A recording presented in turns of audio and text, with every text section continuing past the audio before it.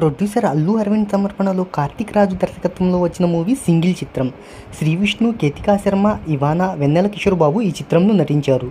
ఇక ఈ మూవీ కలెక్షన్ల వివరాల్లోకి వెళ్ళబోయే ముందు ఒక చిన్న రిక్వెస్ట్, మన ఛానల్లోని వీడియోస్ చూసి నచ్చితే సబ్స్క్రైబ్ చేసి లైక్ కొట్టి షేర్ చేయండి.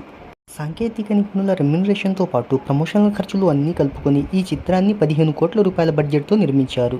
ఇక ప్రపంచవ్యాప్తంగా ఈ మూవీకి 7 కోట్ల రూపాయల ప్రీ రిలీజ్ బిజినెస్ జరిగింది. ఈ చిత్రం లాభాల్లోకి రావాలి అంటే 8 కోట్ల రూపాయల షేర్ను 16 కోట్ల రూపాయల గ్రాస్ వసూలను రాబట్టాలి. ఇండియాలో ఈ మూవీ 11 రోజులకు గాను 20 కోట్ల వసూలను రాబట్టింది. ఇక ఓవర్సీస్లో 4 కోట్ల వసూలను రాబట్టినట్టు ట్రేడ్ వర్గాలు వెల్లడించాయి. గత వీకెండ్లో ఈ మూవీ బాక్సాఫీస్ దగ్గర మంచి వసూలను రాబట్టింది. ఇక వర్కింగ్ డేస్లోనూ మంచి హోల్డ్ను చూపించింది ఈ చిత్రం. ఇక 12వ రోజు ఓవరాల్గా 19.49% థియేట్రికల్ ఆక్యుపెన్సీ అనేది నమోదు చేసుకుంది. హైదరాబాద్లో 301 షోలు, బెంగళూరులో 56, విజయవాడలో 50, విశాఖపట్నంలో 84 షోలు పడ్డాయి. ఇక 12వ రోజు ఈ చిత్రం ఇండియా వైడ్గా 58 లక్షల కలెక్షన్స్ను రాబట్టింది. ఈ కలెక్షన్లతో ఈ మూవీ ఇప్పటి వరకు ఇండియాలో 21.89 కోట్ల నెట్ను, 27.9 కోట్ల గ్రాస్ వసూలను రాబట్టింది. ఇక ఓవర్సీస్ కలెక్షన్లతో కలుపుకొని 7 రోజులకు ఈ చిత్రం 4 కోట్ల వసూలను రాబట్టింది.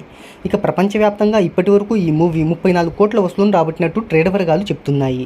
2025 అత్యధిక లాభాలు సాధించిన చిత్రాల్లో సింగిల్ మూవీ 3వ స్థానంలో నిలిచింది. ఇప్పటికే బాక్సాఫీస్ దగ్గర 45% లాభాలను రాబట్టింది ఈ చిత్రం. ఇక 10వ రోజు వసూళ్లతో గత చిత్రాలు స్వాగ్ 6.86 కోట్లు, ఓం బిం బుష్ 12.89 కోట్ల టోటల్ కలెక్షన్స్ను అధిగమించాడు శ్రీ విష్ణు.